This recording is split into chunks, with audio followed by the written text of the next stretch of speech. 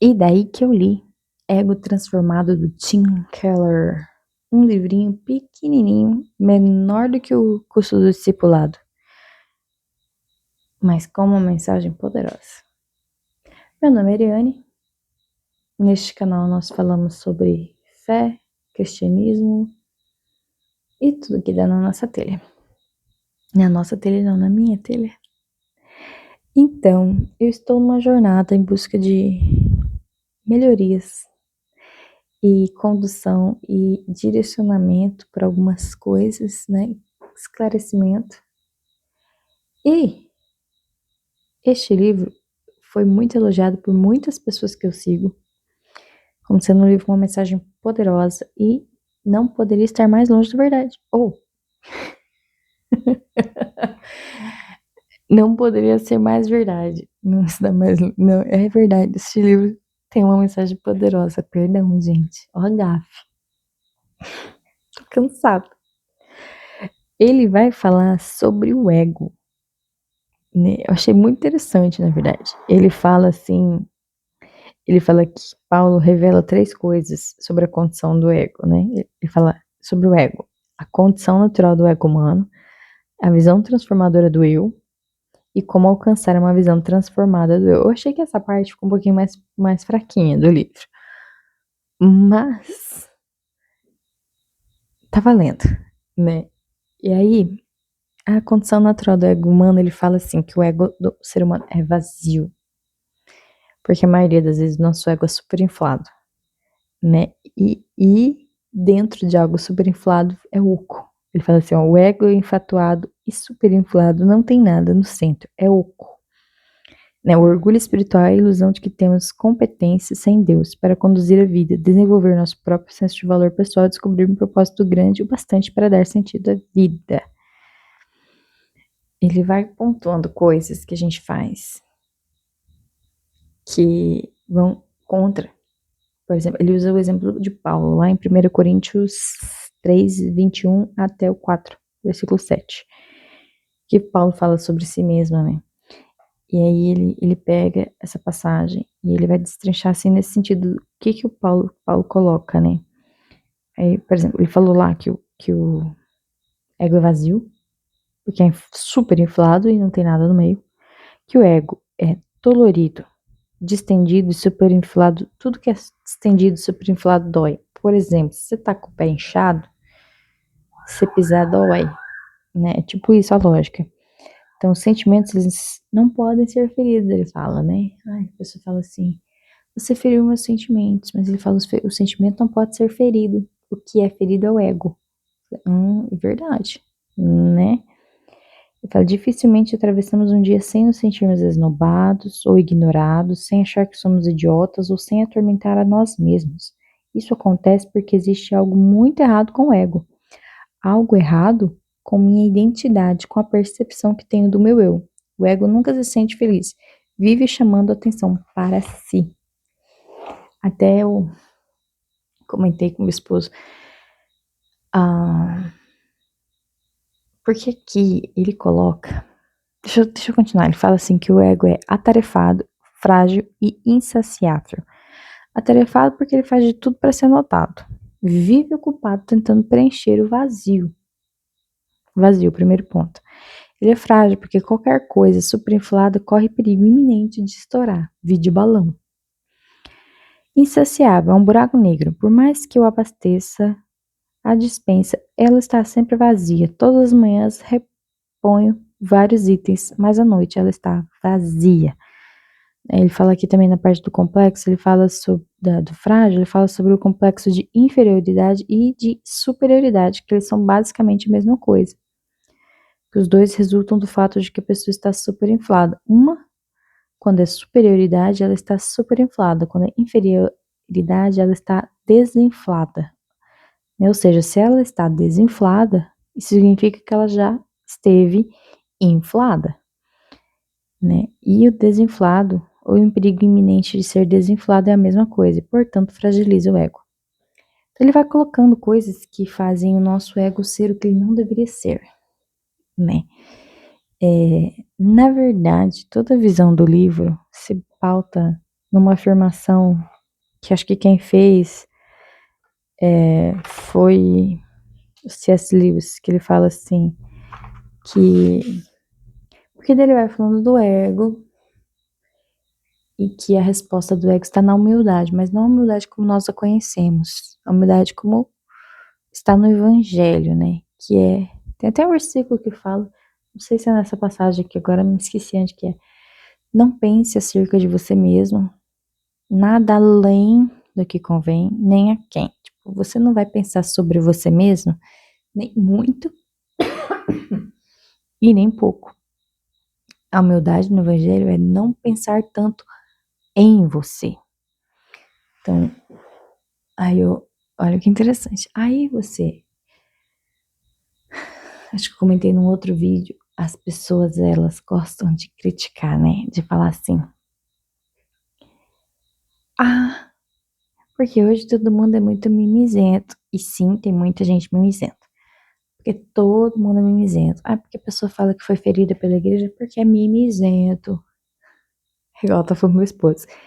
É fácil as lideranças e os donos das igrejas falarem que os desigrejados são mimizentos e dodói, sendo que se fosse eles, né, fala para eles o que eles falam para os outros para ver, né? E às vezes realmente as pessoas se machucam por poucas coisas, mas uma coisa que ele coloca aqui, que ele vai falando da visão de Paulo, né? Porque Paulo fala assim que ele não tá nem aí. Ele não tá nem aí para que o povo de Corinto pense sobre ele, ele não tá nem para o que ele mesmo pensa sobre ele. O que para ele importa é o que Deus pensa sobre ele, né?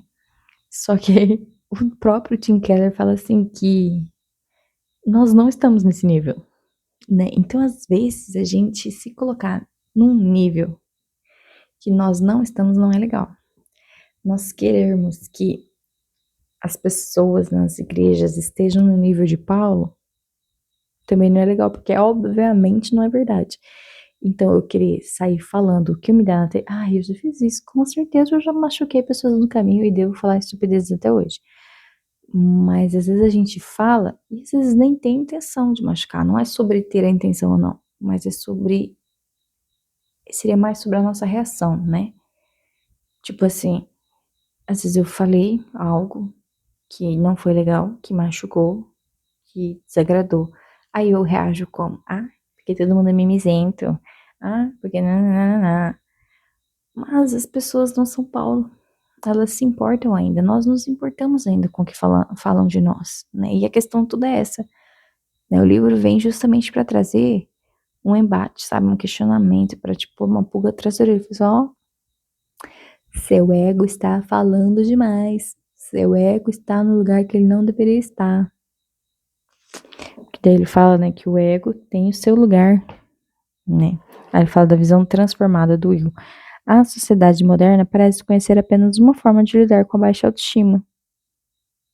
A autoestima elevada. Né? Ele fala, Paulo não se importa em ser julgado por ninguém. Paulo nem mesmo julga a si próprio. Enfim, aí ele fala assim, ó, não conseguimos ser assim porque julgamos a nós mesmos, mas Paulo não faz isso. Paulo está consciente de seus pecados, mas não os conecta a si nem a sua identidade. Ele se considera o pior dos pecadores, mas isso não impedirá de realizar a obra a qual foi chamado. Aí eu não sei, esse livro é um livro assim que confronta a gente. Ele fala assim, ó, estabelecemos nossos padrões e depois nos condenamos. Dessa forma, o ego nunca fica satisfeito. Nunca. Ou seja, o lugar do ego é o ego satisfeito. Não é superinflado, não é desinflado, não é vazio, não é. É satisfeito no Senhor. Ele fala sobre o julgamento, né? Isso aqui, tapa na cara. Eu ponho padrões para mim mesma. Aí às vezes não cumpro, fico frustrada comigo mesma. E me autoflagelo. Porque não cumpri, sabe? Então ele fala assim sobre um julgamento. É como se nós estivéssemos eternamente dentro de um julgamento para saber se nós somos bons, não somos bons, se as pessoas vão gostar da gente, se não vão gostar da gente, se eu vou, sabe? Nós sempre estamos no julgamento. E ele fala que, na verdade, o julgamento já foi feito. Onde é que eu anotei isso? Que eu não preciso me preocupar, porque o resultado desse julgamento já está determinado por Deus. E ele... Gente, onde é que eu coloquei isso? Ele sabe, eu posso explicar, mas ele sabe que ninguém poderá justificá-lo, ele sabe que nem mesmo ele poderá se inocentar. E o que ele afirma então? Ele afirma que é o Senhor quem julga. A opinião de Deus é a única que interessa. Paulo diz que no cristianismo o veredito é o que leva o desempenho, ao desempenho. Não é o desempenho que leva ao veredito. Então, como Deus me ama e me aceita, não preciso fazer as coisas apenas para melhorar o currículo. Não tenho de fazer as coisas para parecer bem. Bom, faço-as só pela alegria de realizá-los. Ai, cadê? Todos os dias você se vê sendo arrastado de volta para o tribunal. É aqui, ó. Porque ali não é mais nosso lugar. O julgamento terminou. Então, não me importa com o que vocês pensam, tampouco com o que eu mesmo penso. Só me interessa o que o Senhor pensa. E o Senhor afirmou. Portanto, agora já não há condenação alguma para os que estão em Cristo Jesus. Mas é uma luta constante, né? Acredito eu, porque infelizmente nós somos ainda muito delicados, né? Acho que porque a gente vai, ele coloca assim que muitas vezes a gente vai de um extremo ao outro. Não, se eu tô muito egocêntrico, se eu tô com um orgulho muito alto, assim, pensar que eu sou uma pessoa orgulhosa, com uma autoestima extremamente elevada, eu vou resolver baixando minha autoestima lá embaixo, então. Vou ficar com baixa autoestima agora. E não é isso, né? Não é sobre você, né? Por exemplo, eu agora estou com dificuldades no trabalho, na igreja. Estou me sentindo inabilitada, né? Estou me sentindo inabilitada, e é isso aí. Mas vai me dizer se isso não é ego. É puro ego, né? Machucado, desinflado, sabe? Talvez eu precise passar por um processo que é o que eu estou passando agora. Talvez isso resulte num ego mais parecido com o de Paulo, que automaticamente é mais parecido com o de Cristo. Talvez, espero que sim, né? Mas nós precisamos aprender a reconhecer, sabe? Eu acho que, pensando aqui, divagando agora aqui, eu acho que a questão não é só sobre chegar lá, mas até essa conscientização de que você não chegou lá ainda, de que o coleguinha do seu lado também não chegou lá ainda, né? E assim como a gente viu no livro do discipulado, né? A gente caminha e a gente ajuda pessoas a caminhar, né? Então, como cristão que quer tanto seguir a Cristo como ajudar outras pessoas a seguirem a Cristo, eu preciso entender que sim, eu vou ter que lidar com pessoas que estão com ego inflados, desinflados, feridos, como é que ele fala aqui? Vazios, fragilizados, insaciáveis. Eu vou ter que lidar com isso. E que sim, pessoas que não deveriam se ferir com certas coisas irão se ferir. Ficarão chateadas. Muitas vezes a gente mal ouve e algum gatilho aciona dentro da gente e a gente só reage. A gente nem pensa no que a pessoa tá falando direito, porque alguma coisa dentro de você já estourou, já acendeu um alerta pra você. E às vezes nem era o que a pessoa tava falando, sabe? E aí, às vezes, o que a gente faz? A gente quer se sentir o superior, o grandão. Que ridículo. Gente, a gente faz isso. Confessa, meu irmão. Pra você mesmo, não precisa me confessar. A gente faz isso, a gente faz as duas coisas. A gente se fere por coisas que não deveria e a gente acha que pessoas se feriram por coisas que elas não precisavam se ferir. E é engraçado porque às vezes a gente é muito hilário, porque às vezes a gente critica o outro e a gente cai na mesma coisa, né? E eu tô falando só da parte do ego, tá? A gente, porque querendo, igual eu falo aqui, o sentimento não pode ser ferido, o que é ferido é o seu ego, né? Então, às vezes a gente tá criticando alguém que foi ferida, que se sentiu ferida. Ah, é porque é imaturidade, porque não sei o quê. E aí, de repente, alguém fala alguma coisa pra você e você fica ferido. Ah, mas no meu caso, não, cara. Entende? Então, assim, é difícil. Eu acho isso uma coisa muito difícil. Muito difícil pra mim. Eu chegar num lugar. Hoje já diminuiu um pouco, mas eu já dependi muito de aprovação externa. E quase nunca tive. O que alimentava ainda mais, porque eu achava que então eu tava fazendo tudo errado. Sabe aquela coisa aquele ciclo, né? Eu preciso de aprovação, não a tenho, então eu fico, né? Inclusive, teve uma época que eu tava pensando, hoje, terminando de fazer as anotações desse livro, eu tava pensando que eu virei uma pessoa tão chata e cri-cri porque eu estava querendo ser aprovada, né? Eu acho que veio de uma situação assim anterior que, num outro lugar, eu não fui benquista o suficiente, tipo assim, pra ser blindada de não ser expulsa, tipo assim, sabe? De não ser rejeitada. Então agora talvez, acho que inconscientemente, sabe? Eu queria ser aprovada. E aí eu virei uma pessoa muito chata. Muito chata. E eu entrei num lugar assim que eu me perdi de mim mesma.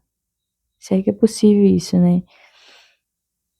Mas assim, coisas que eu tinha com muita convicção, muito certa dentro de mim, sobre mim, elas meio que derreteram nesse processo. Então, assim, isso, olhando hoje, faz parte do ego. É porque eu fui rejeitada, então agora eu preciso fazer o contrário para mim ser amada, para mim ser querida. E você vê que nenhuma das duas fez diferença.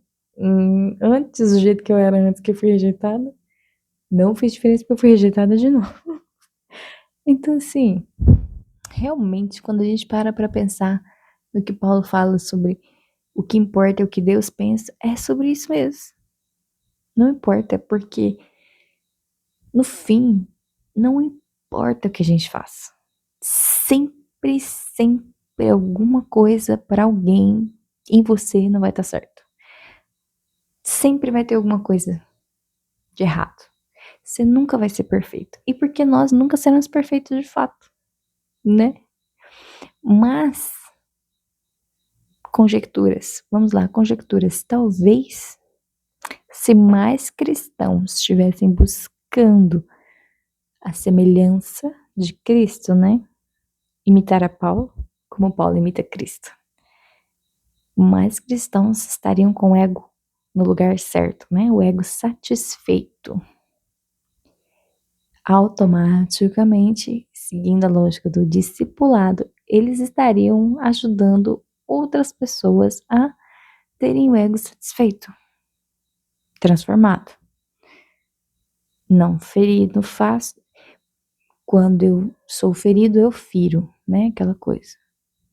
Eu transfiro para o próximo o que eu passei. Não exatamente igual, às vezes. Mas tá aí uma boa reflexão. Eu vou deixar o link em algum lugar aí embaixo deste livrinho que gera muito pensamento, muita meditação e dá um choque na gente sobre a quantas anda o seu ego, a quantas anda. Você é ferido facilmente? Nada te fere. Ah, pra quem chegou no nível de Paulo, deixa aí nos comentários, porque eu quero ter o prazer de conhecer alguém que já chegou no nível de Paulo. Por favor.